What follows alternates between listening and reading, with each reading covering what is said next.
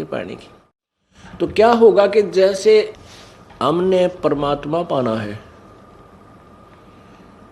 और परमात्मा समझो जैसे हमने एक हैंडपंप लगाना है, हैंडपंप, और हैंडपंप का उद्देश्य क्या लगाने का?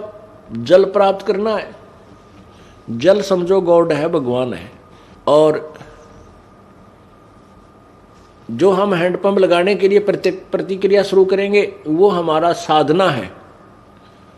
श्वास, उस श्वास में जो सतनाम का जाप होता है, एक श्वास अंदर जावे, उस श्वास जो बाहर आवे, श्वास उस श्वास के सेवन समझो बोकी।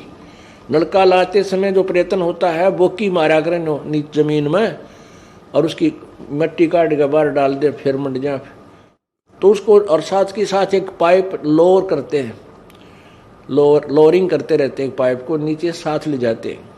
तो ये प्रयत्न तो समझो सतनाम के मंत्र आप बोकी मारन लाग रहे हो, सतनाम का जाप जो दूसरे मंत्र का है, और ये बोकी आपने लगाते रहना है जब तक जल प्राप्त ना हो ले, जल के आखिरी, जल में इस पाइप का आखिरी छोर ना पहुंच जाए।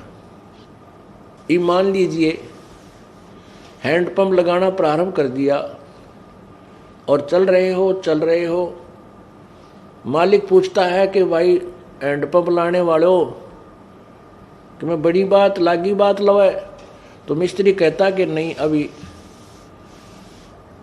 ठीक ठिकाना नहीं आया है, और वो मालिक कहता है बांध दो मशीन, लगा दो मशीन, ऊपर वाले क्यों देर कर रहे हो, तो वो नहीं लगाएगा। मिस्त्री, हैंडपंप लगाने वाला जो मैकेनिक है, वो परिचित है कि जब तक जल तक एंड नहीं पहुंच लेगा पाइप का, और तब तक इसे ऊपर वाले जो सिस्टम का, पंप का लगाने का कोई यूज नहीं। जो हाथ से चलाते हैं ना, ऊपर एक न्यारी होती है, उसको मशीन बोलते हैं, यंत्र। चाहे वो जो लगवाने वाला मालिक है वो कहता रहे कि भाई तुमने देर कर दी, लगा दो ने मशीन ऊपर वाली, तो वो नहीं लगाएगा। वो तभी लगाएगा जब उसको पक्का हो जाएगा कि अब जल प्राप्त होगा। अब मान लीजिए वो हैंडपंप की प्रोसीजर में बोकी लगाने में रात होगी, तो वो छोड़ देंगे वहीं पर, उसको सवेरे फिर वहीं से प्रारंभ कर देंगे। तो जितना प्रयत्न किया वो व्यर्थ नहीं गया उनका। अब समझ लीजिए आपने सतनाम, आपको सतनाम प्राप्त हो गया और सार नाम मिला नहीं, आपकी मृत्यु होगी, तो वो तो एक रात होगी, क्योंकि आप जिस उद्देश्य पर लगे हुए थे वो सवेरे याद रहेगा। अंतिम श्वास तक जिसका हम स्मरण जाप करते रहेंगे, पुनर्जन्म होगा, और वो अवश्य वो प्रोसीजर, वो क्रिया वहीं से प्रारंभ, वहीं से फिर भक्ति योग प्रारंभ हो जाएगा आपका, और फिर आपको सार नाम मिलेगा। तो अगले दिन जब उसने, यानी नेक्स्ट जीवन में भी आपका वो पानी तक पहुंच गई बोकी, वो पाइप, तो ऊपर मशीन लगाई जाती है,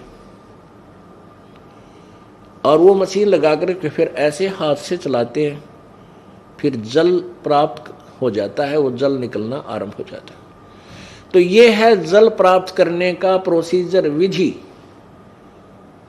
हैंडपंप लगाया, वो सतनाम समझो, नीचे वाली पाइप नीचे जमीन में ठोकी, पहुंचाई जल तक, वो तो है सतनाम का काम। और जो सारनाम, यानी सारनाम का काम क्या है कि वो परमात्मा प्राप्त करावेगा। वो मशीन समझ लो हैंडपंप की, वो मंत्र है, वो यंत्र है ऊपर का हैंडपंप का। तो यदि आपको ये सतनाम के जाप करते रहे और बीच में अरुचि होगी गुरुदेव में, भगवान में, आप कहीं और चले गए, छोड़ दिया, त्याग दिया, तो फिर आपका काम सारा व्यर्थ हो गया। आपको फिर आगे ये प्रोसीजर ना जाने कौन से युग में मिलेगा, इस युग में नहीं मिलेगा, इस अगले जन्म में नहीं मिलेगा, जन्म मनुष्य का अवश्य हो जाएगा यदि गुरुद्रोही नहीं हुए। गुरुद्रोही हो गए, गुरुद्रोही का अर्थ होता है गुरु को त्याग देना ही गुरुद्रोही होता है। तो उस स्थिति में आपको आगे मनुष्य जन्म भी नहीं मिलेगा काफी वर्षों तक, और आपका जितना ये साधना है इसको फूंक देगा परमात्मा, समाप्त कर देगा। तो गुरुद्रोही नहीं होना है, यह सबसे बड़ा पॉइंट आपने ध्यान रखना है।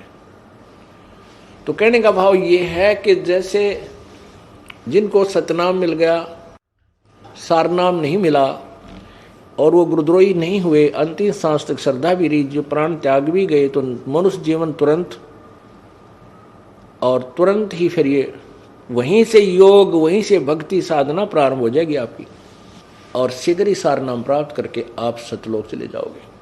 तो इसमें हिम्मत भी और धैर्य भी रखना पड़ेगा। जैसे उस व्यक्ति ने, उस साधक ने, भक्त ने एक पीपल के पत्तों जितने जन्म के बाद भी मोक्ष की आस रखी, तो इतना धैर्य भी आपने रखना पड़ेगा, तभी यो काम बनेगा। ना तो ढीले गोडे छोड़े कति काम नहीं चले और दूना बढ़ जाएगा। तो बड़े भाव से, बड़ी किस्मत से, बड़े पुण्यों से ये आपको मिला है, ये मार्ग मिला है। अब इससे दूर होना आपका महादुर्भाग्य होगा, छोटा मोटा नहीं।